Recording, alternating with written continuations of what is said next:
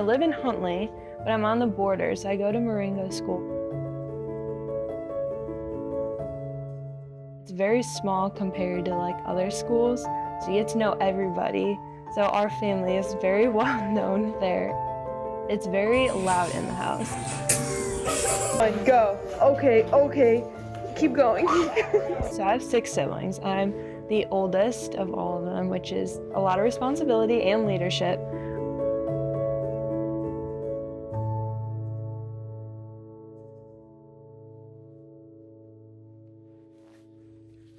Hi, I'm Gianna Vanelli. I'm 16, and I go to Marengo High School, and I also attend Willow Huntley. And as you have probably already figured out, we are celebrating Baptism Sunday today, and we're super excited about that. I had an encounter with the Lord during one of the baptism services prior to my baptism, and I just felt really called to get baptized. After that, I just felt like on fire for the Lord, and I entered into my freshman year of high school, and I was doing basketball and unfortunately got hurt. I tore my ACL. At that point in my life, there was a lot of doubt with my faith. You know, people were kind of like, how are you doing this? Because there's a lot of depression that can come with like not being able to do like sports, especially. I had like sports almost being like definition of me, I guess you could say. So it was really hard to just transition into like not playing sports for a long period of time, but I found that my identity wasn't in sports, but in God. So me and 2 of my friends are working on creating an FCA for our school. Right now, we've kind of already started. We have a date set for March 12th, but we were hoping that we could get enough funds to get Bibles so that people would be able to follow along with what we're talking about. But we were really just hoping to bring as many athletes as we can to this, and not even athletes, like people who maybe are in like bands or different clubs. We would love to have them come. And a lot of people at my school, they like talk about God, but they don't know who they are. And so we really want to be able to like show them who he is and how powerful and amazing he is and what he can do and how he can change people's lives. So we're hoping you guys could help.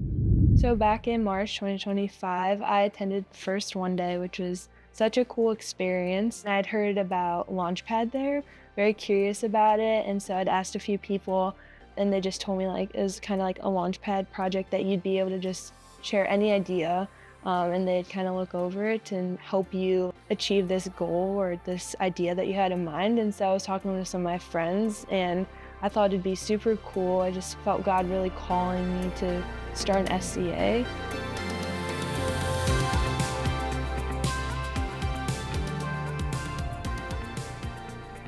From there, I talked to like my small group leaders, told them like this idea I had, and they were super encouraging about it.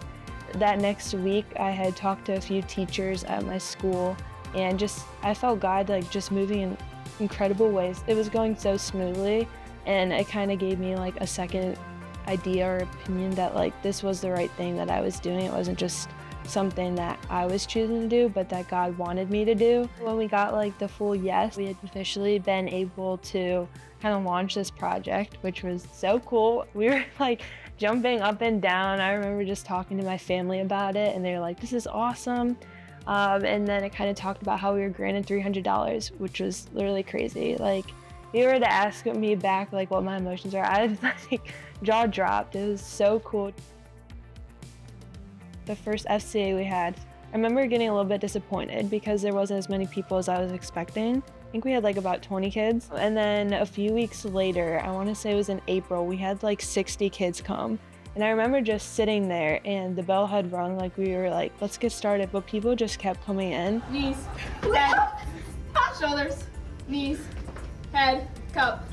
God is so good just to see the growth in everyone like who was not so sure about coming, and then they were like there. It was really cool. So I'd probably say that moment was really special. God was just moving, he kept expanding it.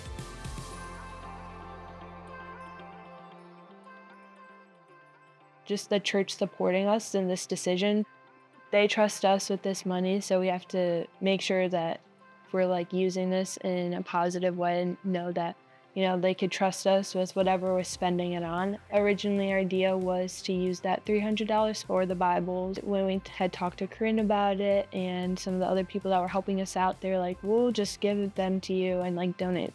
And we were just very thankful. We were shocked too. You go in the lunchroom and people were just reading their Bibles at lunch, and we even wrote little notes on the inside of them just to kind of encourage people. I know the Bible can be such a scary thing, not knowing where to start. Like passing them out, we just ask at the end of every FCA, like, if you'd like a Bible, come up here, and we just kind of like tell them, like, if you ever need help, not knowing where to start, just let us know, and we'd love to help you guys. And so people were just taking them, and they're asking if their friends could take them, and siblings, and it's just really cool.